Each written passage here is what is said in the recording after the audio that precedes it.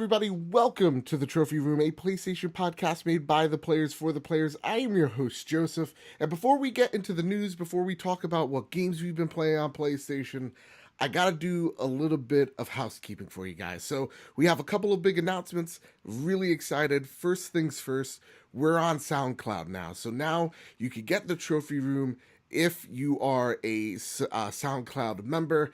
Go over there, hit follow. It helps us out. I love SoundCloud. I love that app. And what I hear from a lot of Android folks is they don't get enough love. So head on over to Google Play, download that app, and bam, you have a great podcast app. That's the app I normally would use. So with that said, now that we're on SoundCloud, we also, to celebrate God of War 4, we're doing our God of War 4 giveaway. That's actually ending next week, if I'm not wrong, April 10th. So now, if you want an extra chance to win, or you want to be a part of it, but you just don't have an iTunes account, usually what you'd have to do is rate us 5 stars on iTunes, write us a review, send a tweet over at Mr. Badbit of that review you made so that you get entered to win. Now, if you want an extra chance to win, or you want to get entered, you just don't have an iTunes account, just go to SoundCloud and follow us. An easy peasy lemon squeezy. And then next week, April 10th, I will read the winner out on the show, and then you message me on Twitter. We'll have everything sorted out and all that jazz. And so with that, the last but not least, I have not been a good host. I have not been thankful enough to the Make Us Better community. Today, from here on out, we're going to thank our executive producers, our gold producers, and our platinum producer for making the Trophy Room possible, because without them, we would not even have SoundCloud. So big thank you to patreon.com/makeusbetter, our platinum producer, Corey Hicks, our gold executive producers, Sheldon Benedict, and the glorious one himself, Mr. Moody, our gentleman executive producers, Nick Militia, Joel Brooks, James Johnson, Jesse Armstrong, Glocko Schaefer, David Ray, Aaron Doherty, Martini G from Bed Love Beyond, and Dude427. All those guys and gang out there, man, thank you. You're doing shoes work out there. Thank you so much. And with that said, I want to introduce my co-host, Kyle. Hi. Kyle. Hey, Joe. Joe, you killed that, by the way. Did I really? You did. You crushed it. It was great. Thanks so much. Yeah, no problem. Kyle, you're crushing it with the haircut, man. Oh, thank you. You look like a fucking Spartan soldier. I love it. It was about time. Yeah. I was starting to look homeless, and You mean this look not I'm rocking? No, you look beautiful. I told you that before. It wasn't a good look if I walk into a school to teach and my beard hair going everywhere. So I needed to freshen up, and plus I'm going to PAX this week. I'm very so I need to excited. look good there. I'm so excited. I've never been to a PAX, so I'm excited to experience it for the first time. I've never been to PAX either, and every time it always just creeps up on me because I've been wanting to go for the past few years, and then all of a sudden my friends will just go, "Oh, PAX tickets," and I'm like, "But I'm poor." Yeah. Luckily, a kind of funny best friend out there, Ben Bellevue, he hit me up. He knew I wanted to go, and he couldn't go anymore, so he offered me to sell me his tickets. So thank you, awesome. Ben. Thank you, Ben. With that said, don't go stabbing your father, Ben. Please don't do that. Don't do that. All right? He's just telling you to take off that helmet. You look ridiculous. So with that said, Kyle. Yeah. I could talk about Star Wars references all day. But this week, a major release has come out. Or actually last week. A major release come out. Far Cry 5. Yes, sir. I want to get your thoughts on it. Okay. So, how far have you played? What have you experienced? What do you like? What you don't like? I'm not too far into Far Cry 5. Okay. I would say about an hour in. Oh wow! Yeah. I there was another game that took up all my time. Oh. But the opening was super good. Really great. Fantastic. Like, it set the tone really well. I don't know if that tone stays the same throughout the game. Oh, you're shaking your head no, so I'm assuming no. But it's, from what I played, it's Far Cry, and I love the feel of it. My favorite weapon in the Far Cry games is the compound bow. Anytime I can get a bow, I'm super happy. Same here. And on that first little island, I forgot the guy's name, the old guy that saves you from the river. Old man Phil. Sure, old man Phil. There's a bomb shelter nearby Yeah. that you had to reconnect the power line to, and inside there was a compound bow. So I'm super excited to test that out. Oh wow. Um, So what but was the game that took up all your time since you only got an hour oh, in Far Cry? MLB The Show. Okay, that makes sense, Kyle. Yeah, I love baseball, and I'm working my way to platinum it. And I only got 2 trophies left. Wow, already. Yeah, yeah. I love me Ooh. some MLB The Show. Okay. The only 2 I need are to create a pitcher in Road to the Show and get him to the MLB by the trophy's weird. I have to get called into the minor league manager's office and be told that I'm getting called up, which is weird. Okay. And Yeah, then the pitching coach has to talk to me after my first MLB win. So it's very, they're not great trophies, right. but I'm happy to put that platinum on my shelf. But whenever it seems like you can accomplish it. It seems not yeah. out There of reach. are 0 online trophies this year, which is why I'm going through it super quick. Yeah. Yeah. Let me tell you, Kyle. Let me talk to you about a game I'm gonna platinum. That's Far Cry 5. Okay, you shook your head no, and that made me a little worried. So here's the deal about Far Cry 5, and I am God knows how many hours in because I've just. It's the first time, guys, I've not gotten a turkey dinner since God knows when, because Far Cry 5 has been the first game to rip me away from Fortnite. So congratulations, Ubisoft, Yeah, and team over there. that's huge. So right off the bat, Far Cry 5 is a weird game. It is the first opening, everybody talks about how amazing it is. It's really good. It's really good. It's not like the best thing I've ever seen in my life, but it sets this really great tone that it does not follow all too well. When it comes to the story and the characters in the beginning of the game, it's kind of confused of what story it wants to tell. And what it ends up kind of doing is sets this tone of this big cult, organized crime, guns, drugs, and all this. And it kind of goes off into a separate direction, which a lot of people were kind of complaining about in the story. And I feel like at one point I wanted to love this game, but there was just something in the way. The game is at the moment super buggy, super glitchy. There are things. This game has a lot of jank to it. To be honest, I think this game maybe needed a little bit more time in the oven, maybe like a month in there, and to get all polished out. Because there are some things like getting stuck in between a mountain, like I'm in the graphics, or like I get out of my car and like all of a sudden I'm in the car and like I'm stuck there and I have to blow the car up and kill myself. Okay. Very dark, but there are things that happen that don't make a lot of sense. It's kind of like Skyrim levels of glitch. Okay. So right off the bat, I kind of like in the beginning with the storytelling, the characters doing John's mission, because that's where they recommend, isn't the best time I was having. And it actually took about 3 or 4 hours in to really actually get into Far Cry, into this game, and then all of a sudden it just got the hooks in me. I don't know, I can't tell you, I can't pinpoint it. Actually, I think I can. I think this game is best when it doesn't take itself seriously, when you see the blood dragon elements of what makes Far Cry really great. The out of control stupidity, like leading over towards the topness. Yeah, leading towards like Saints Row levels of weird. There's this guy called I think his like name is Cliff Nixon or something. Okay. This whole county has these monuments of him. He was a stunt driver, and you just do all these crazy wacky stuffs, and you have to reenact all of his stunts. And it is the most America fireworks, gunfire things ever. And the narrator is narrating it like he's if you caught it, if you know American history enough, he's talking like he's Ronald Reagan. So it is the most fun. that moment, like when they're having like this internal monologue about like the darkness that is inside this guy Cliff Nixon's head is fantastic. Like there's a part there's the side quests that are fantastic in this game. There's one where they're shooting a zombie movie, or they're actually shooting a blood dragon movie, and you're trying to help this director film his movie. It's hilarious. There's this guy named Herc.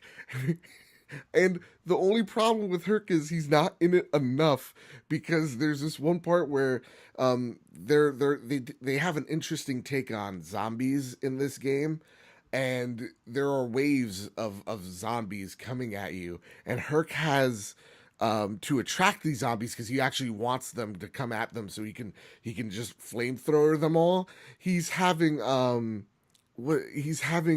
like disco music play in the back, and it's like it's just the most over the top hilarious action I've seen. So when the game doesn't take itself too seriously, it's fantastic. To me, when I'm looking for a Far Cry game, that's what I'm kind of looking for. No, I forget, Joe. Yeah. What is your experience with the other Far Cry games? Great question. So I've played a bit of 3, and I thought 3 was okay. I played a bit of 4. I liked 4. I played Primal. I beat Primal. I actually liked it a lot. That was my least favorite, actually. Yeah, I liked it because of the bow and arrow, and I liked the time period and stuff. But so going into Far Cry 5, this is a great opportunity, because Pagan Min didn't speak to me, and I think Far Cry has this ongoing theme of awesome villains, right? They're very chaotic in nature, but what they're doing kind of doesn't make any sense. And it's same with Mr. Seed that you're fighting throughout the game. He still doesn't make much sense into why he wants to do. Like, you have some vagueness into the reasons why he's doing what he's doing and what the cult's all about, but it to me, if I'm like more than 20 hours in this game and I still don't know what your intentions are, you didn't do a great job. So for me, Far Cry 5 is a great popcorn like game. It's the gunfights. It is the action in this game that sells. It's the world itself is basically what Far Cry is all about. It's like what you can get yourself into just roaming around the open worlds. Yeah, and I really like it. I'm curious to know, how are the outpost missions? Because I love taking out outposts in the other Far Cry games. Yeah, outposts are fun, and they actually do something really great in outposts. They actually, once you take over them, there's actually little story tidbits of like why they're important, and they become your outposts. So like there's actually little missions, maps that you can take. Instead of climbing towers, after you take an outpost, you find a map and it clears a portion of the map for you. It just tells you where all the little things are. Sweet. So there's actually more to it. There's actually a little bit more depth in outposts that I really like. But I think the world itself is really great. I think some of the characters in the cult are really awesome. You know, Joseph Seed being one of them. And how they introduce these characters are great. I just don't think that the main story is all that great, to be honest. Yeah, that's what I mean, I love the Far Cry games. 3 is one of my all-time favorite games, and 4 is pretty awesome too, but the story has never been the forefront. Something, it's just going around the world, taking out the outposts, seeing what animals I can come across and kill and use their materials for crafting and stuff like that. I would like, though, when they do the next Far Cry game, that please stop trying to make the bad guy Voss. Yes. I feel like a lot of these villains, they try... Joseph Seed's a different type of crazy, but like, we don't need crazy. Like, maybe put someone who's self-righteous. Well, I mean, this is kind of it, but like someone who no, that is Joseph Seed. I just don't think they do it well. But someone who maybe is aware that they're doing the wrong thing, but they have the best intentions. Like, I would even love make a more complicated character than he's bad because he just did something crazy bad. Yeah, I would love a Far Cry game where you're playing the whole game and you're helping out this one guy, and then towards the end you find out that he's really playing both sides. Yeah. You know, like something that route where the villain you think is one way, Sure. and then it kind of switches. Give us a BioShock moment. Yeah, for Yeah, sure. that's what I was kind of thinking here too. Is like it'd be really great if like, how about both sides aren't so black and white, and there's actually, because Far Cry has these things of like choosing what path to take, but when it's so Yeah, black and white, it's obvious what side we're taking, right? yeah. Make us feel what the villain is going through, Yeah. and see if we can connect to them at some point. And with that said, Joseph C does that, but Hmm. it's so far into the game where I'm just like, ooh, you should have done this a few hours earlier. Yeah, Because like right before I left, holy shit. I was just like, I don't want to do this podcast. I want to keep playing. Like yeah, they added a hook, but it was like I'm 20 hours in, like this should have been a little bit earlier. So the story isn't that great, but and some of the characters are hit and miss, definitely in the beginning. I don't think they do the best job, but as the story progresses, the game gets better and better and better. The action gets better and better. I love the way that, I don't have to craft stuff anymore. It's just hmm all in points. It's all like, you're shooting a pistol, and so you get a point, and you could add it to your tree. You could do stealth kills, and that gives you a point to add to your tree. I yeah. like all that because And I I do like hated how getting like, nothing is locked away. yeah, You can put it in anything right off the bat. yeah, that was really well. Most things, But yeah, hmm yeah. So I really enjoy this game. I'm gonna say something that's really crazy. This right now so far, if I had to say a my favorite game this year, has to be either this or Celeste. So yep, hmm so far I'm really enjoying it for what it is, and it's a fun popcorn flick. But with that yep. said, God of War's coming soon. Yes, it is. Oh, and I'm so excited. And with that, we're gonna transition right to the news. So I hope you liked our Sure. Far Cry impressions. Let's get to the first bit of news. That is God of War director Cory Barlog confirms a performance mode available for the PlayStation 4 Pro. Now, with that said, I want to talk about the PlayStation 4 Pro because this is a great feature. This is a feature so if you don't own a a 4K display, but you own a Pro, or you are looking to get that awesome limited edition God of War 4 bundle, this is an awesome mode that gives people who own 1080p displays something to have. And so right off the bat, Kyle, Yeah, you don't own a Pro, right? correct. No, I do not. Does this news of a better frames per second or better visual fidelity modes, does this maybe make you interested in getting a Pro? Oh yeah, Yeah. it's if anything, like I've always been interested in getting a pro. Hmm. Um, but this is like more incentive and makes me want to get it even faster. Hmm. Um, because yeah, anything to make the game run more smooth, make it run smoother, Yeah. is a okay in my book. I want the best possible experience from the biggest games that are coming out, and God of War, you don't really get much bigger than that. Yeah. Yeah. So I want to play it in the best possible way. Yeah, all right, and this is again. I'm gonna pull up the quote here. Barlog says, "If you run in 1080p on the Pro, it will use the power normally used to render in 4K to make the game run faster. It looks/moves so nice." And I Yeah. was making a Bad Bit video. It's out now. It's doing gangbusters. Go out there, Bad Bit Games. Talking about it's 2018. Should you go out there and buy a PlayStation 4 Pro? Should you upgrade to the Pro if you have a 1080p TV? And my overall thoughts after I made that video was, and I'm not going to spoil it, was Sony did a really piss poor job marketing this thing. Sure did. And I think like over time, they added things like boost mode, which runs all games, helps run all games for the most part, 99% of them. They run better. Games like Bloodborne run better just because it's running on a Pro. All your older titles will run better. They'll also look better with the newest update. The PlayStation 4 Pro will super sample your older titles, so textures will get smoothed out. And so the games are going to look a bit nicer on your 1080p screen. So with that out of the way, Kyle, I don't have a Yeah, good transition for this. that's fine. If I was Shu, what would we do with the PlayStation 4 Pro? how would have we launched the PlayStation 4 Pro if we were Shu at that time?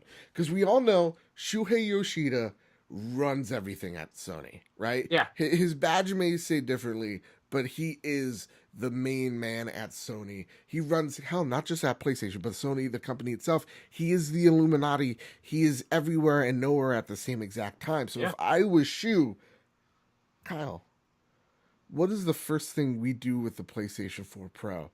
Should have we launched it at what is it? They launched it at 2016. Would we have launched it? No, sorry. No, but 2017 they launched the PlayStation 4 Pro. Yeah, I was about to say, it's been 2 years? No way. Yeah, no way, Jose. So should have we launched it in 2017 or should we have waited? I think we should have waited. Yeah? Yeah. Because that reveal event for the PS4 Pro was such a dud.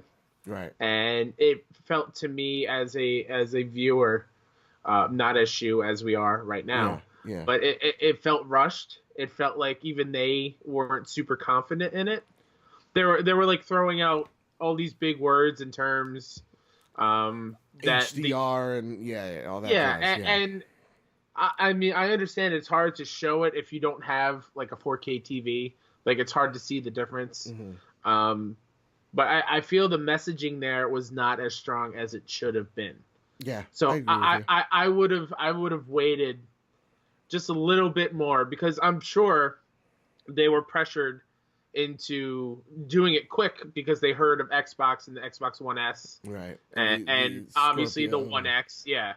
So they felt the pressure of trying to hurry it up when they should have said, "Hey, we're Sony. We want to get everything right this generation, as we've been doing. We should wait and hammer out all the details and make sure that this is everything that everybody wants." I mean, I keep harping on it whenever we talk about a PS4 Pro or what a PS5 could be. Why does it not have a 4K drive in it? That's such a missed opportunity, and I think it's such a huge oversight. And that could have been alleviated if they took their time a little bit more. Okay. So I'm gonna take a step back here, and I'm gonna disagree with you, Kyle. Sure. I still think we launch in 2017. I just think the way we do it is going to be differently. Okay. Because my problem with the PlayStation 4 Pro is the X is more powerful than the PlayStation 4 Pro as it is right now. And it would be easy for us to go wait a year and go, oh, now we're going to buy all these awesome internals and make it just as powerful as the X. I'm not going to do that. I think it's going to stay and remain it's the same power, but what we're going to do is we're going to wait, or not wait. We're going to put super sampling. We're going to put boost mode. We're going to make games run better. All those things that were added later on in this console's life cycle, I think we make it a priority that this console launches with those things already inside of it. Because to me, I think the biggest problem with the 4 Pro is just simply at launch there was no reason to buy it, and so it just came out, and now it just exists. And it's not to say it's a failure because Sony has said it's a success. It's sold a couple million units so far, so they see it as an extension. But for me, I look at the PlayStation 4 Pro, and I feel like the one thing you harped on, which is really important, is the fact that when it launched, we had this horrible PlayStation conference, right? We had Mark Cerny talking about color palettes and HDR and showing this on a stream that's going to muddy out the 4K resolution. You're not going to see the importance of this console. So I think right off the bat, we actually don't announce it in September like they did. We're actually going to go back in time. If I was Shu, we're going to launch it. We're going to announce it at 2017's E3. We're going to make it one of the closing statements of the show.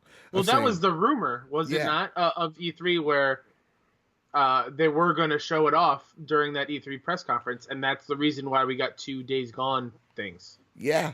And they took it out because I guess they were worried about it not being ready yet, or And that doesn't even make sense because I feel like they could have announced that console then, because all we had from the Xbox conference was, hey, we have Todd Howard up there talking about Scorpio and how it excites him. Like, Yeah. where Yeah. we can actually show the box, show what it looks like, and then talk about, hey, all these games you see online, you'll have the 4K render, or they'll be in 4K quality. All games are gonna run better. This is what you can experience on the Pro and get people Yeah. excited for it, right? And And then I also think they could have leaned into the VR aspect too. exactly, I mean, like VR games could run better on the Pro as well. and that's another big one too. You hit it right on the head. I bought a Pro because of VR. I bought a Pro because right off the bat, when I first tried on VR, I was like, this is great, but it's a little janky in terms of frame rate. Yeah. And then when I heard the Pro runs games better, I was like, okay, then I'll get the Pro, and I think that'll alleviate it. I've never had those bad experiences like I did back in August with the Pro. So if you would allow me to launch it still at 2017, would you concede, sir? Oh, of course, yeah. Okay. When I say waited, I didn't mean wait until 2018. Oh, okay. So when would we have waited? I just meant um, be more cohesive and like you said, announce it earlier than they did, Okay. and still have like the still late release in 2017, Uh-huh. but have more time to announce what it's all about and be a little bit more all encompassing of what the Pro does. Because I think if you're Sony, when people are like, "Wait, just wait the extra year and put the better stuff inside of it," I don't think that's how it works in terms of how they're making a console and what it's like. I don't think Mark Cerny's just like, "Wait, actually, if we wait a year, right?" Yeah, I don't think it's that simple as us gamers make it out to be. So I also feel like if we come out with the Pro in a year from now, right? We announce that it's coming out 2017. You also then have the competition, right? Now you're launching a console with Microsoft, and what happens is it reignites that conversation, right? Yeah.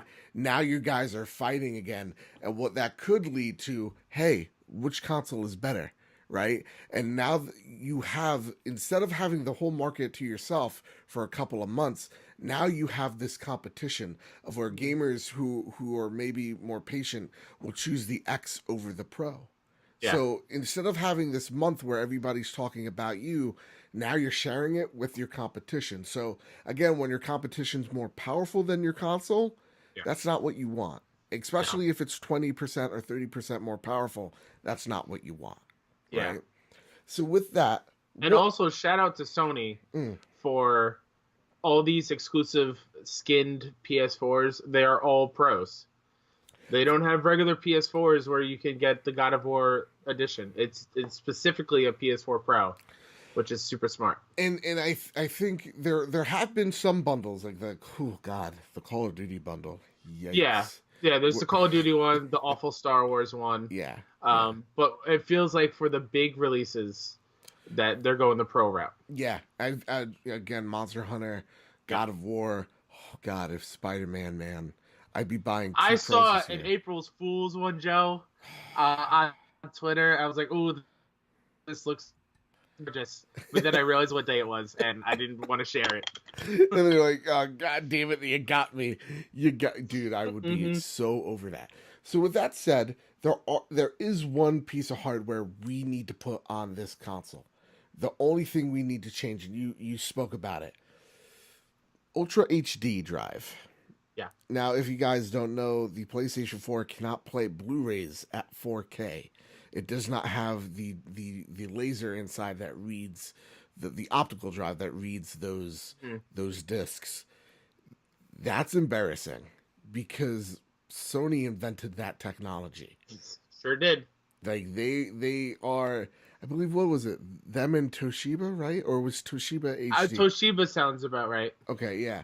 I think Panasonic was the HD. Yeah, Panasonic, Microsoft, and I think HP.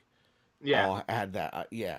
So with that said, you are you are the creator of this again brand Blu-ray, and you allow your competition to have that. Yeah, Like, and plus that's another reason to buy a PlayStation. Because yeah, back with PS3, it was a Blu-ray drive. I know people that just bought a PlayStation to use as a Blu-ray movie player. yeah, and it was a fast one too. It was one of the best when the PlayStation 3 came out. It was the best Blu-ray reader. So like right off the bat, people would buy them just because. So to me, like we bought The Last Jedi in 4K, right? Because we want to see what mediocrity looks like in 4K. And I'm only kidding. It's a good movie, and if you hate it, please get over it. Remember Yes. Attack of the Clones. Uh, One person, if I could just deviate from the plan, they Sure. said Last Jedi was the worst, and I'm like, That person's crazy. do you remember the Christmas special? Do Yeah. you remember Attack of the Clones? Sand, it gets everywhere. I hate it. Come on. Do Anyway, you remember Watto? Midi-chlorians? Come on now. Annie. Andy! So, if we're going to launch a PlayStation 4. You were the chosen one! Okay, blood boiling. I get back to PlayStation. So we need to put a Blu-ray player that plays 4K, because when we were watching The Last Jedi, guess what we used? My Xbox One X. Yeah. Guess what the X is primarily used for? The Ultra Blu-rays. And if I feel like getting disappointed by Sea of Thieves, like that is the only reason I turn on my Xbox.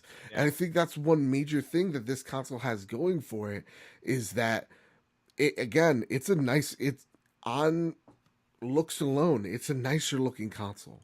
It's a more powerful console.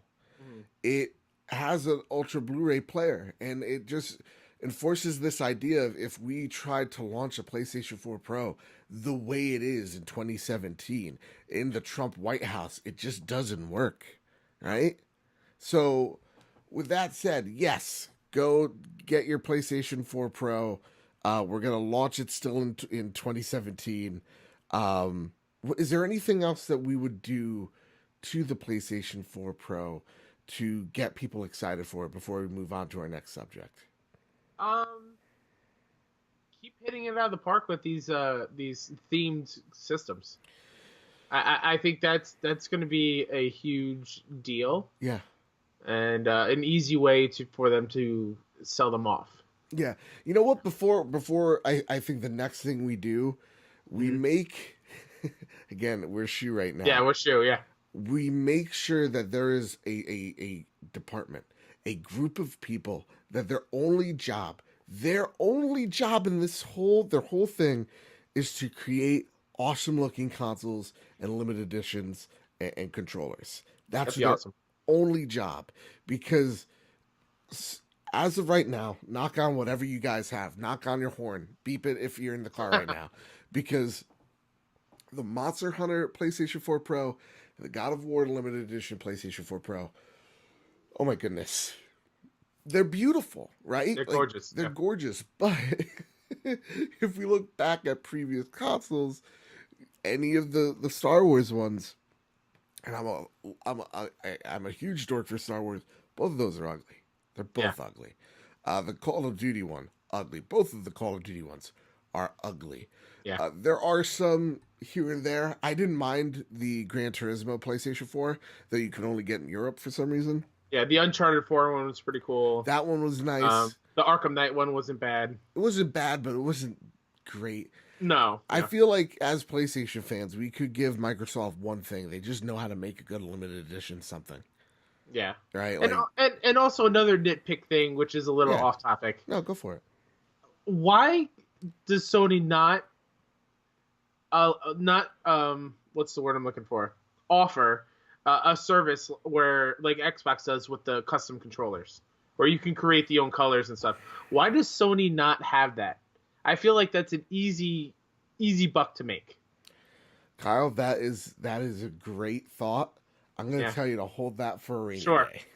You got it. I'll hold it. We could go 20 minutes on these controllers and what I think about them. Mm-hmm. So with that, to wrap everything up, Spark notes it, put it in a box, sell it to people. We are announcing it at E3. Mm-hmm. We're showing off the power of it by having all these demos go, and all these demos were shown off on the PlayStation 4 Pro. Yeah. It launches on the same day with super sampling, with boost mode, with making your VR games better, Yeah. and then I think we're good to Yeah. go. I They think should we're excited. they should do it the way they did PSVR. Yeah. Say, hey, go to a Best Buy, see the difference between a Pro and a regular PS4 in person. Yeah, do a grassroots effort. Make sure that people are aware that this is an upgrade and that you don't necessarily need it, but it's real nice to have if you do have a 1080p TV anyway. Because I feel like right now at this point in 2018, when we're looking at games, they're all starting to offer these awesome packages like God of War with this FPS mode, with Monster Hunter with these different modes that you can enable to make the games run better. That's awesome. I don't know. That's just me. With that said, you know what would be really awesome if there was a limited edition PlayStation 4 for like Pro for Overwatch. That'd be so awesome. That would be pretty cool. That'd be fantastic. And that's exactly what we're talking about. It's been a while since I really brought up Overwatch. And right now they're about to have a Uprising event. Last year they had this Uprising event. We were following Tracer's first mission in the London streets, which was really awesome. That's coming back apparently on April 11th. With that said, I love Overwatch, but it's been such a long time since I've got back in it. Kyle, are you a fan of Overwatch? I've never asked you this question. Yeah, I played it a little bit here and there. I understand why people enjoy it so much. Okay. It's just not my thing, like a competitive first-person shooter in that aspect. I like Overwatch, and I do need to get back into it. So I'll let you guys know this. When I play Overwatch, I play it on PC because that's where all my friends are. And also, I love playing Tracer, and I can't do it with a controller. So to me, it's been almost a year. No, I wouldn't say a year. Actually, I take that back. It's been a while, though, since I've picked up Overwatch and started to play, because since it's on my PC, I don't like playing my PC much, right? That's where you go to do your taxes, to edit your videos. Play Minesweeper. Yeah, you play a little bit of Minesweeper, you play a little bit of Spider Solitaire. Solitaire, exactly. That pinball game. Oh, I love that pinball game. That's what you do on your PC. I don't know why. And you farm bits or whatever these kids are doing. Remaster those for PlayStation. Make it happen. Please. So with that said, though, I want to know, does this event interest you in any way? What would be the get for you to get back into Overwatch? What would it be? It'd be more of not just this one-time event. Okay. Give me a more steady schedule of story-based stuff. Okay. For me to dive into the characters, because the one thing I do love about Overwatch is the characters. Yeah, they're all give me more about their backstory. Like I've seen the story-based videos on YouTube about some of their backstories. Like the one that pops in my head is Maze, which is fantastic. I want more of that. Like I want to play it.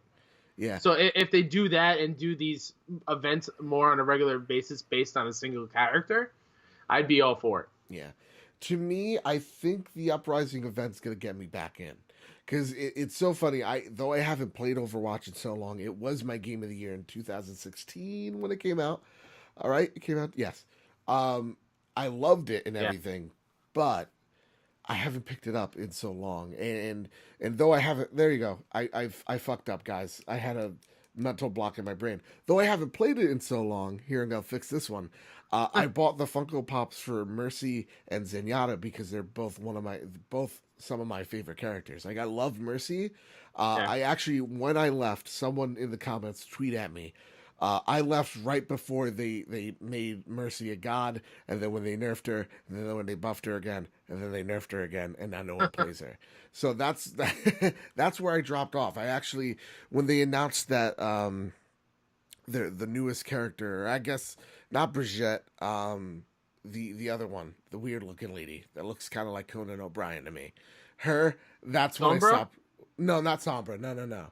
I love Sombra though. I can't play her, but I Yeah. love her. So that's when I stopped playing. I think the Uprising event is gonna get me back into it. And I want to stress this: if you guys haven't played Overwatch, please do. Please give it a shot.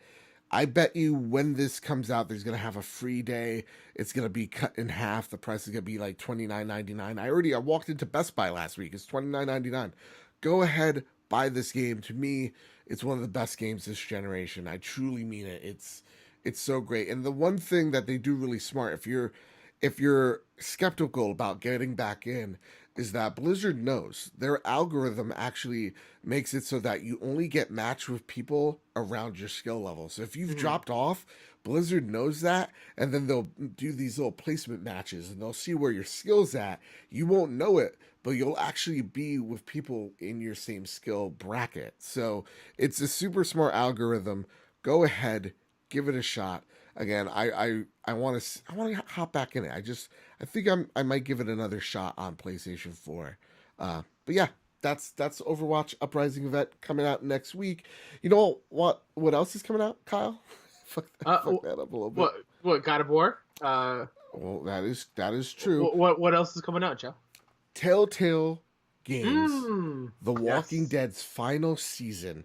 The art was revealed, and it's coming out later this year. We are finishing Clementine's story. Man. Now, what are your thoughts on this? Before we continue, yes. I have yet to play Season 3. Same. I wanted to play it before actually I left for PAX. There might still be time. Maybe I'll pull an all-nighter. Yeah. Because they're having a panel at PAX about Telltale. They have the voice actress of Clementine, as well as some of the writers of the upcoming seasons. So I wanted to be a part of that. But man, when I saw the key art for the final season, it brought a tear to my eye. Yeah. Because if you put that up to season 1 and put those two together, it's mirror image, and it gave me all the feels. Like I have goosebumps right now. I am too, and if you guys don't know, I'll paint a visual picture in your little noggins here. Yeah. Is the first poster for Telltale The Walking Dead. You see oh god, what's his face? Lee. Well, how can I forget Lee? Yeah. You're seeing Lee hold Clementine's arm. He's nervous, but he's confident for her. You see the expression on his face, right? Yeah. And then you just see her as a little girl, scared shitless.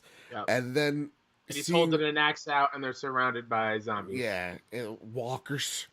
And yes. You see in the final poster for Clementine's story, it's vice versa. You see her holding the axe, zombies around, and her holding the hand of the kid from the baby in the second game, if I'm not mistaken, right?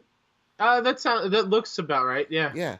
So with that said, I can tell that you're a fan. Yes. Why did you stop at season 3? I know a lot of people kind of did not like season 3 much. It's not that I didn't even play season 3. It's just I usually wait for it to all come out at one. Right. I don't like doing the episodes because I'm terrible at waiting when it comes to Telltale games. And then just other games came out, and it just kind of forgot. And never got around to picking it up. This was one game that I played with my sister-in-law, and she hates video games, but she got into it. She's like, "Whoa, this story is actually pretty intense, better than the show," and it is. And so like episode 1, we had a blast, right? Each episode's about an hour 30 minutes, 2 hours tops. So it's about like a 8 to 10 hour experience each one. So for a week we binged season 1, season 2, then we got halfway to 3, and it was something about Javi that I didn't like. Like he wasn't Clementine. That was my big issue. It was just like every choice I was making was, well, I know Clementine and I don't know any of these people, so I'm always going to side with Clementine. Absolutely. Over everyone else. And so that's what kind of made season 3, I guess, not bit of a letdown? Yeah, I wouldn't say letdown. More like not as great as the others, because there were these choices that held weight, that these characters that you were meeting and that you did slowly care for. Hmm. And then in the second season, you cared for these people and you had to Yeah. make these horrible decisions. There was All weight to them. decisions. Yeah. And so every decision in season 3, you only cared about one person because you've been on this road with her for over 2 years. There's no Yeah. way you're going to stop now. And Javi was just, to me, just such a that I didn't like his character much. So that's when I stopped. But with this news, I'm going to hop back in. And Yeah. my biggest fault was I played this on the Xbox, and I'm going to actually now There's stuff replay that's all of them over. on the Yeah. PlayStation 4. Yeah. So with that, you're excited? I am so excited. Oh, man. I'm nervous though, I am too. because if they Telltale's smart. I don't know if Yeah. they'll do it. I don't know if they'll do this, but if they copy season 1, Mm, not I won't be super disappointed, but I'll be very sad because if you played season 1, you know how that ends. yeah. And I don't want to see that happen because we've had many instances with Clem where that almost happened to her, Yep. and it makes me nervous. It makes me so nervous. But you know what makes me angry, Kyle? What makes you angry? Cowards. Traitors, even. That's what I'll say. Okay. Hellblade send you a sacrifice. And then No Man's Gonna Buy This game have come out and said that they will be coming out on the Xbox One X. So Ninja Theory's Hellblade, I believe, is coming out mid-April for the Xbox One X. I didn't look because guess what? You know what? If you own an Xbox, you're also owning a major mistake. So it's coming out sometime in April. Yeah. No Man's Sky is coming out sometime in September, or not September, sorry, in the summer for the Xbox One. What is your take, first things first, on these games jumping ship over to the Xbox One? What are your first thoughts? Surprised. Why is that? In my mind, I've always associated them being only on PlayStation. Okay. Especially No Man's Sky, because it was so heavily marketed as a PlayStation exclusive, I feel. And Or console exclusive, excuse me. I know it came to PC. yeah, and with that, I think also because it was such a, let's be honest with each other, if you like No Man's Sky, congratulations. Yeah. I will give you my copy of the game so you can burn it. I was burned by that game. I bought the $80 collector's edition. It's a beautiful steel book. Yeah. Beautiful steel book. But when it launched, yeah, there was nothing to it. And there are parallels between the launch of No Man's Sky and Sea of Thieves, because there was that concern that some people had about a week or a few weeks before these games came out going, this is really nice and this is really ambitious, but what is there more to this? And, Sea of Thieves didn't bold-faced lie to you like Hello Games' Sean Murray did. And you can call it what you want. I'll call it what it is. When you're saying all these features are in your game and it's not, you're lying. Yeah, Whether it's intentional if you're on or the not. Tonight Show with Jimmy Fallon, Yeah. and you're showing off this robust world where animals are constantly roaming and they actually look really awesome and not these derpy looking dinosaurs that are like waddling through the world, you get hyped on it. I know I was hyped, and then you put it in and it's nothing even close to that. Yeah, it's not, and it aggravates me. So with that, it confused me there for No Man's Sky because I have very strong feelings. Again, I was burned. To me, I felt like I was lied to, and so I just forgot about that game even existing. But when it came to Hellblade, when we saw it the first time at PlayStation's E3, I was like, oh, okay, this is cool. But when Sony didn't advertise it as much as they did with No Man's Sky, I felt like, yeah, no, this is a timed exclusive. It's kind of like when people go like, oh man, Crash 3 or Crash Trilogy's coming to Xbox, 4K, whatever. I was like, yeah, no, of course, I knew this was coming. This isn't a surprise because when PlayStation wouldn't confirm it's an exclusive, guess what? That's PR talk for it. It's not an exclusive. Yeah. Because a company will let you know if something's exclusive to them. They will yell it out it's on the mountain peaks if this is an exclusive you can only get here. So with that, I was surprised for No Man's Sky. I was not surprised for Hellblade. And I'm happy for Hellblade because that game's great and it deserves to sell more copies than it did. And I hope if No Man's Sky is better than what it was when I played it, congratulations, and I hope you sell well. So with that, I have another If I Was Shu. For these games, Death by Firing Squad, or what are we Hold on, do I need to get my judge hat on? No, yes, please. Instead of if we ran, look at me. If we were Shu, we're going to bring back Judge Stevenson's courtroom because there is a topic that was brought up on the Xbox Drive. Again, Sean Capri very insulted last week's episode. We're trying to build, beef between podcasts. You don't even mention us. So how the fuck is Drake going to get on our podcast if we're not beefing with each other, man? How dare you? I mean, Xbox gets at least 5 shout-outs here, right? On this show. And sure, they're met with we can't get scoffs. PlayStation love. Yeah. They're met with, oh, isn't that cute? But like, we still do it. We still say it. With that said, though, why does Sony get a pass? Because these games are timed exclusive. Sony didn't say they were timed exclusive, right? But it comes out, it gets announced. And there's excitement for the Xbox group because they finally get games to play. Yeah. But when Xbox does it, and I'm going to be serious here, no more jokes. When Xbox does it with Tomb Raider, Rise of the Tomb Raider. Which I think is the biggest example. Yeah. The best example of a timed exclusive game. They were met with not just criticism, but anger by fans. And you can even make an argument of that game's sales were hurt because of the bad press that was this, a timed exclusive deal from Microsoft.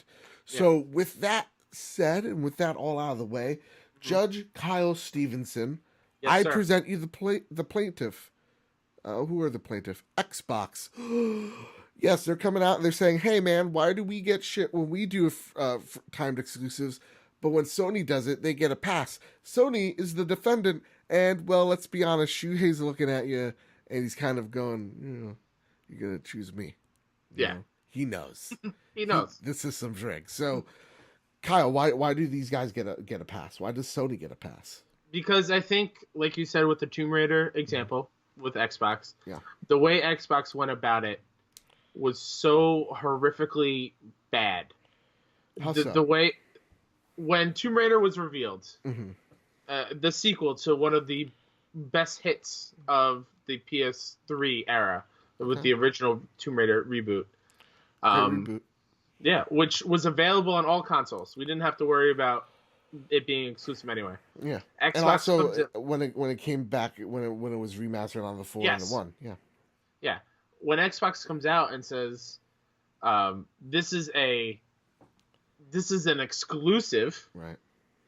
A lot of gamers, myself included, got really pissed off. Okay. Because the way they said exclusive made it seem like it was only on Xbox. It did not say timed exclusive. Right. It said exclusive, and then it was like trying to pull out secret information from a Russian spy. Like they kept flip-flopping on their message. Right. Well, it's exclusive, but only for a small time. And they just kept going back and forth. It was muddled messaging. Muddled, thank you. That's the right word. So I think that's why that's why you Xbox are getting so thrown under the bus over your exclusivity deals, because your messages are muddled and not clear to the consumer. When PlayStation does it, it's very much,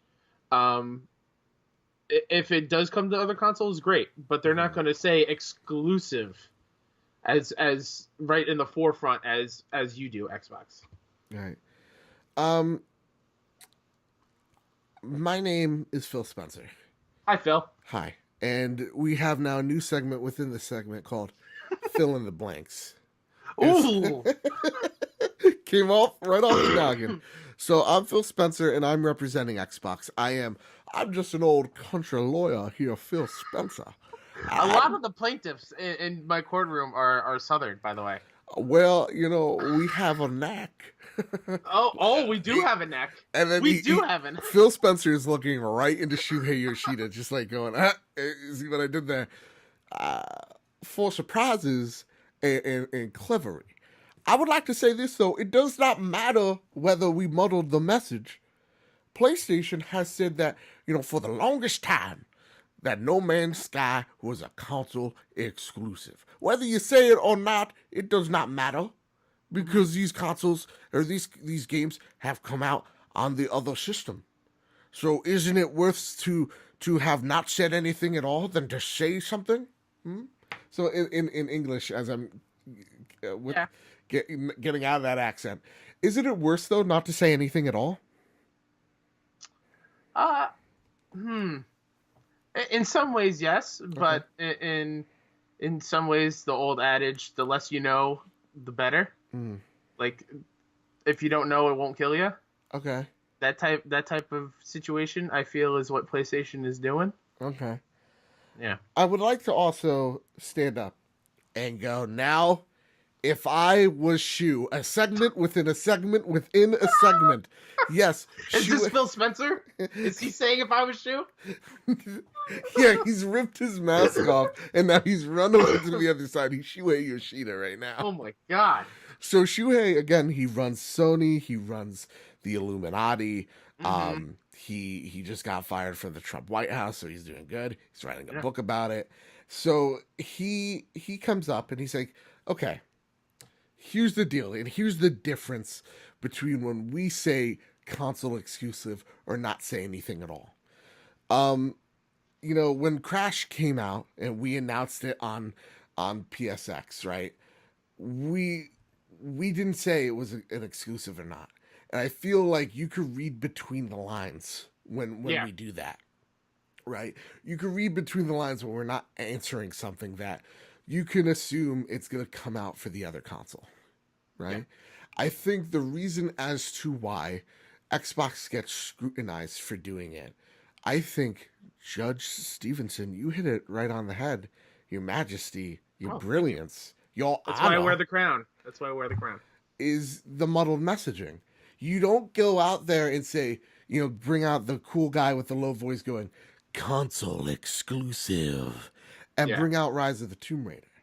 The difference between Hellblade, the difference between No Man's Sky, is that those games were first of their kind, right? Though Hellblade is a spiritual successor to Heavenly Sword, it was the first of its kind. Yeah. When you announced that a game that has a legacy behind it, Tomb Raider, it's been out since the 90s, right? Yeah. And people know this series now for the new Lara Croft. It's been out on both consoles. Again, Tomb Raider, after PlayStation 2 era, it went to the 360 as well. So ever since, it's been on both consoles. And so when you get people who are excited to see Lara again, you get excited for this new origin story, and then it to be abruptly cut and say, well, the people that were just introduced, you may not see her. And to have this muddled messaging, there is a difference. Whether you want to admit that or not, there's a difference. Yeah. I'm not saying here that I'm an angel in all of this. It's business. And like a great man said, you got to get dirty, you got to play dirty to win. Absolutely, yeah. And, we do exclusive tie-ins to games all the time. We see it with Destiny, we see it with Battlefront, we've seen it with Xbox. Yeah. And for the longest time, Xbox would get the Call of Duty maps months beforehand, and now PlayStation's doing it. Right. It's just the nature of what's the business. It's the nature of the beast, sir. That's Phil Spencer in his country KFC voice. So, and may I say, you may get biscuits and gravy at your local KFC. Colonel, get out of here. Get out. Judge, can we get Mr. Sanders out of here right now? Absolutely. Mr. Sanders.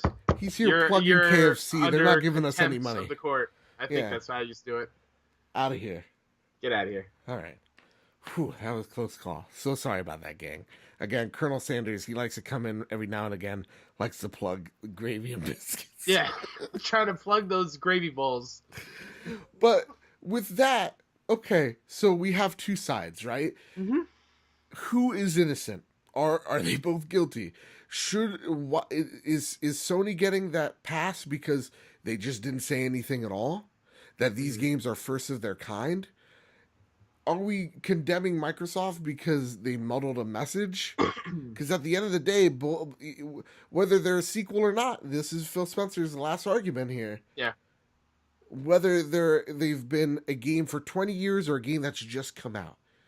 Yeah. We do, and I'm not saying I'm perfect, need to be clear if this is a timed exclusive. Yeah. So, and on that front, I think they're both guilty. I think both messages are not clear, and I think we need to cut the shit out and make it more abundantly clear what games are going where. By golly jeez. But wouldn't that just defeat the purpose of making a timed exclusive if people just wait? I think crown off. He's being humble. This has never been seen before in Judge Stevenson's room. I personally think timed exclusives are stupid. Okay. I think they need to go away. Okay. I don't see the. I mean, I do see the point business wise. Hey, come play it on our stuff first. But I think it hurts the game in the long run. All right. So in my courtroom, he put the hat back on. I did. I put the hat back on. I believe that both of you need to knock it off. Okay. And the only exclusives are either DLC stuff. They're not the standalone base game. Okay. As far as timed exclusives go. And the only console exclusives should be from developers that you own and that are under your umbrella, and everything will be peachy keen, and both communities will live happily ever after. Wow. So okay, the case has been voided out. The gavel has been. I don't want to bang it. The gavel has been knocked upon. I don't know. I'm not a lawyer. Wrapped upon the wood. Yeah, there will be order in this courtroom, and it's a mistrial, I guess, because nobody won. So yeah, no, I think you're totally right. Again, me being the plaintiff now, I think you're totally right. I think both sides are wrong. I think timed exclusives are stupid, and they're very harmful for the industry. And I don't like when either side does that. Yeah. I mean, going back to Tomb Raider, it took me forever to even buy Rise of Tomb Raider on PS4. Yeah. And I still have not played it. Yeah. Because the fever and the hype surrounding that has kind of died down, and it's thrown in the mess where we're getting all these great games all the time, and it just slowly moving down the list of my backlog, and hopefully I can get to it one day. Yeah. I mean, go for it. To play it before the new one this year. Yeah. Yeah. So with that said, I think that was good. Take this off. Yeah. This is very hot and it messed up my hair. I'm so sorry. We're running a bit late. So I just want to announce this week we have a new list of PlayStation Plus games. Last month it was Bloodborne, it was Ratchet and Clank, it was awesome. Yeah. This month, I just want to get your hot take on this. Sure. Your free games are Mad Max for the PlayStation 4, Trackmania Turbo for the PlayStation 4, In Space We Brawl on the PlayStation 3, Toy Home on the PlayStation 3, 99 Vidas, sure, on the PS Vita. Let's be honest, let's start bearing it, shall we? And Qbert rebooted for the PlayStation Vita. Let's get a shovel. Up, Qbert? Okay, so what are your thoughts on this, Kyle? I think Mad Max is a perfect pick for a PS Plus game. Okay. I don't think you should go out and buy it. I did buy it at one point, and it's an okay game. It's a bit mundane. It's very brown because it takes place in a futuristic wasteland. Yeah. And some of the mechanics are cool, but for PS Plus, you should try it out for yourself. The one thing that Mad Max does do really well is with all its little collectibles, it tells backstory in a very unique way. Okay. Every little collectible you collect gives more backstory into the world, and it does it superbly. So that's a great thing it has going for it. All right, awesome. And your thoughts on this PlayStation Plus lineup? Good, bad, meh? Meh. Okay. It's fine. I know we usually do like a trophy hunt thing. I'm not going to pick any trophies for this one, but for Trackmania Turbo, something that I probably should have spoke to you about before we started. Go for it. I was panicking a little bit. Instead of doing a trophy in Trackmania, you can create your own tracks. Ooh. And so what I'm proposing is, you listeners out there, create your best track. Okay. And then maybe at the end of the month, me and you try to beat the community's tracks that they built for us. Ooh, that's perfect. Yes. So you try to make the most difficult track you possibly can, and maybe we'll stream it over on Bad Bit Games. I like and it. See how well we do on your tracks. I like it. I like this idea. If you do that, guys, if you go that extra mile, just please go easy. With that said, our last bit of news for this week is that the PlayStation VR has been officially cut down by 100 smackaroos. Yep. So you can now get your PlayStation VR $100 off. So if you have the bundle, it was $399. Now it is $299 for the camera, for the VR headset, for the 2 Move controllers. Yep. That's an awesome deal. I believe the headset on its own now is $199. Yeah. This is a perfect time to get PlayStation VR. Absolutely. Again, get Moss with it. Don't get that. What was that game that we got the stupid light gun for? Oh, Bravo Team. God, don't get that game. What a horror. I cheated that in right after I did too. Awful. Don't get that game. Get anything but that game. And plus, I guarantee during E3 we're gonna get some pretty cool VR stuff. Showing up. Yeah. So with that, that's all the news this week. But don't worry, don't you fret, gang. We do have viewer mail for you guys. Yeah. So with that said, if you want your questions answered on the show, you could do a simple thing. We tweet out every Sunday right before we start the show. You have 24 hours to do it. We usually start recording Monday at 9 o'clock. So we're literally giving you pretty much 2 days to go shoot us questions. Go over to Twitter, at Mr. Badbit, or at WhoDatNinja73. When we have that post, just comment on what you would like to see from, or what question you have, and we'll answer it on the show if it's real good. So you also get a shout out. With that said, we got a couple, and we'll try to hammer them out real fast because I know we're going a little long in the tooth. Sean Capri from the Xbox Drive, who won't have a fight with me. Come on, man. Just let's do it. We need Drake on. Long-time listener, first-time writer. What do you guys think of PlayStation Live? You know, the obscure, don't know how to describe its service where you can watch videos and apparently get 20% off of stuff. So PlayStation Live, here's how obscure it is. Sean, when you told me about PlayStation Live and it's being a service, I had to look it up.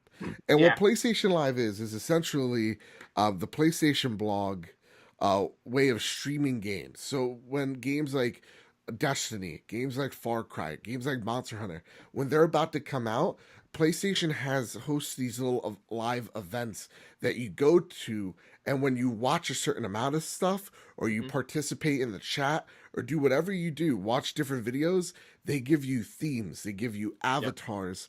And for Far Cry 4, if you watch their gameplay footage, Far Cry 5, if you watch the gameplay trailer, they actually gave you 20% off of Far Cry 5, which is fucking nuts. Yeah, and if you did it for the show, they had a couple different videos. You got in-game packs for Diamond Dynasty, as well as a 20% coupon to the store. Yeah. So for me, I think PlayStation Live is underutilized. I Absolutely. think it should be a part of your PlayStation 4 app instead of what's new. I think it should be PlayStation Live. It's a Yep. great way of seeing what's going on and what's new in PlayStation and Yeah. also earning rewards. Think about unlocking your PlayStation going, I don't know what to get. And maybe I'm on the store or maybe I'm going, I'm clicking on what's new and I'm seeing all these games. And when I'm Yeah. clicking on them and watching the trailer, I'm getting rewarded for that. You know, a Yeah. 20% off coupon. Well, now I'm more inclined to buy Far Cry 5 because they gave me a coupon to go out there and get it cheaper. Yep. Sure, I'll give it a shot. I think it's a great service that needs to be utilized better, to Yeah. be completely honest. Pro tip: Yes. really look into it during E3. During the days leading up to E3 and during the conference itself, Sure. they have a ton of quests, which is basically watch this video completely through, and you get themes, avatars. Sometimes they throw in full little tiny games that you can download. So definitely during this year's E3, I'm sure they'll do it. They've done it the last couple of years. Look into doing it and see what kind of rewards they have because they're pretty killer at times. They really are. It's a really awesome service, and it is underutilized. So, Yes. with that said, our next question comes from Aaron Doherty, an executive producer, and he helps make the show run. So, thank you so much, Aaron Doherty. He has a question. He goes, "My question is, when should PlayStation cut production of the PlayStation 4 and only focus on the Pro? And if they launch a PlayStation 5, should they also launch a Pro Slim model?" So this is an interesting question. I'm gonna tackle A and I'm gonna tackle B. Okay. Should they cut production of the 4 and only focus on the Pro? No. The PlayStation the basic Slim model is a great entry point for newcomers, right? They're less scared at $299. They're way more intimidated by a $399 price point. So right off the bat, no. But what you should do is probably drop the price of the Pro and help it, again, give it some space between the PlayStation 4 Pro and the Xbox One X. So now you have a $150 price difference, and it makes the Pro look way more attractive. I'll be honest with you. Yeah. With that said, should they launch a Pro Slim model? I think at this point in the game, that's a cute idea, but you undercut the purpose of launching a PlayStation 5, right? To me, I'm not doing a hardware revision as I'm launching a new piece of hardware. I want everybody's eyes to be focused on the PlayStation 5. So I actually think a redesign is coming sooner than we think. I also think there's a lot of talk, and maybe this will be next episode, of the PlayStation 5 coming out like next year. It's not true. Don't believe that. Yeah. Again, we'll get into it maybe next episode, but it's definitely a 2021 thing. You got 2+ years to look forward to it. Trust me, they want to make sure that the jump is not as small as just a iterative thing. They want it to be a big jump. I think they're aiming for native 4K. They're aiming for not 60 FPS, but stable FPS. Doing all that. They don't want this small little upgrade that you notice. You want to see a huge jump when you're buying a brand new installment in the console. Exactly. Yep. So with that said, I think later down the line, maybe like a year or something, you do a soft launch of a Pro Slim model, and it's just maybe even you're using the same shell as the Slim, but it's the beefier internals. That would be a cool idea to help cut costs. So with that said, we get our next question from Mr. Moody, the glorious one himself over at the Glorious Movie Glorious Movie Show. He says, does PlayStation need PUBG on its console with Fortnite doing so well? Absolutely not. PUBG needs PlayStation. Simple as that. You agree, Kyle? I agree. All right. That's all the questions we had on our Discord. Again, if you want questions, you can tweet at us or join the Discord, Make Us Better Discord. It's fantastic. Kyle, you got some questions as well. Yeah, I have the Twitter questions for this week's episode. Yeah. First question comes from Andrew Gonzalez at AJGVulture89. What's up? Speaking of the Vita, he's been playing his Vita lately. Oh. Should he get the God of War collection or the Jack and Daxter collection? He doesn't use his Vita often, but he wants to, and he appreciates our suggestion. So right off the bat, I'm leaning God of War. Yes. But is it because God of War is out or about to come out? And that's why? No, it's not. I love the first and second God of War so much, and I think they play really well in the beta. Okay. Also, look into getting the Origins collection as well, which I believe is Ghosts of Sparta and Chains of Olympus. Yes. Those were made for a handheld. Okay. And they're some of the best God of War games I've ever played. Oh, wow. Yeah, I heard Chains of Olympus is real good. Yeah. Yeah, I'll agree with you. That's because nothing against Jak and Daxter. I love Jak and Daxter. Yeah, great games. But God of War are fantastic. All right. What's the next question you got? Next one comes from Justin Abellis at Justin's iPod 3. Why is Days Gone taking so long? Should have been out already with the amount of time they've had. I mean, that's something I'd like to know too. I think we all know. I think it's at this point, I think it might have been a mistake showing it when they showed it. Absolutely. Yeah. I think maybe they kind of shot themselves in the foot there. Yeah. Sony's been doing that recently of showing, look, how many times did we see God of War at E3 before we actually got it, right? Yeah. So I think they're taking their time making sure that this game is looking good, but also making it sure it's looking different than Last of Us, right? They're preparing to make this game the best game it could be. It is supposed to be open world, so there's a lot of machinery going on in the background, and also if you're marketing, again, you want to have time to make it have its time to breathe. So I would want Days Gone out tomorrow if I could, but it would harm the game. So every game has to have its set time. And that also goes to what we kind of sort of hit on earlier with the PS4 Pro thing. Yeah. I always thought it was weird that they showed it twice during that E3. Yes. And the rumors of the PS4 Pro being revealed during that show.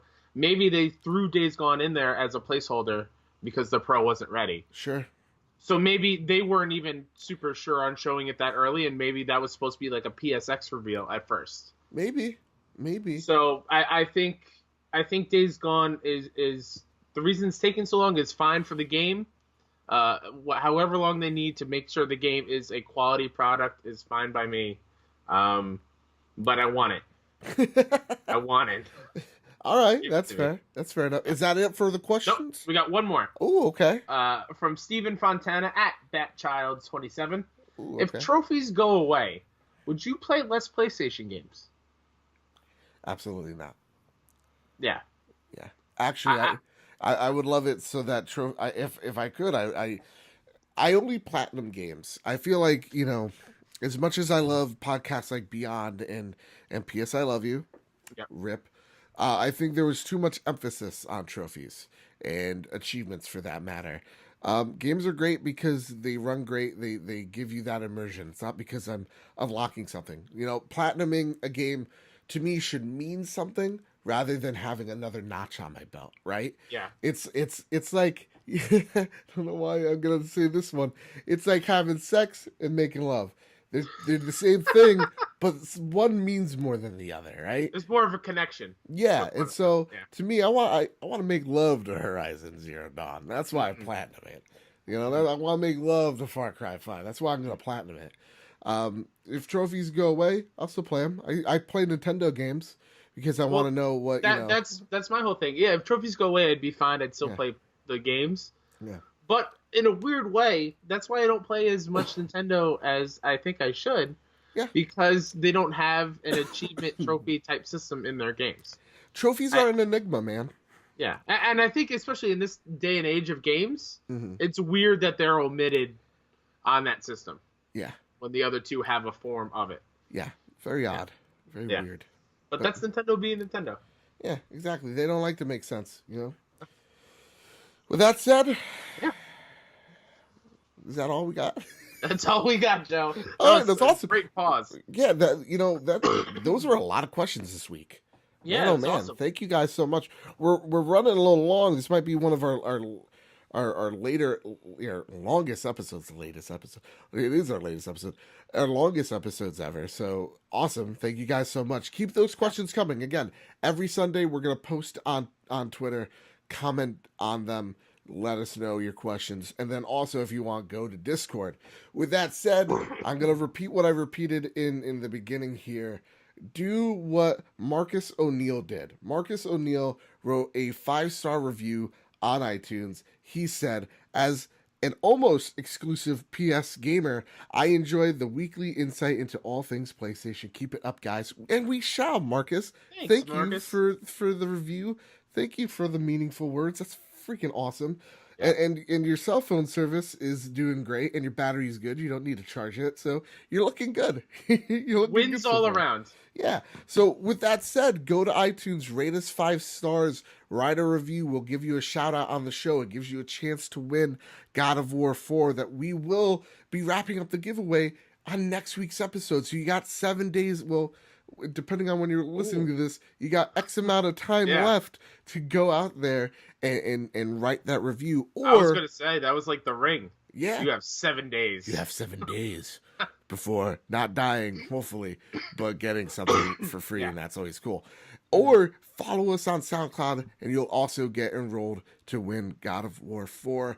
Again, thank you for the patrons over at patreon.com/makeusbetter for making the trophy room better, for being able to have awesome giveaways at God of War, for having, awesome services like SoundCloud, giving more opportunities for people to listen in. Thank you. With all that said, Kyle, where can they find you?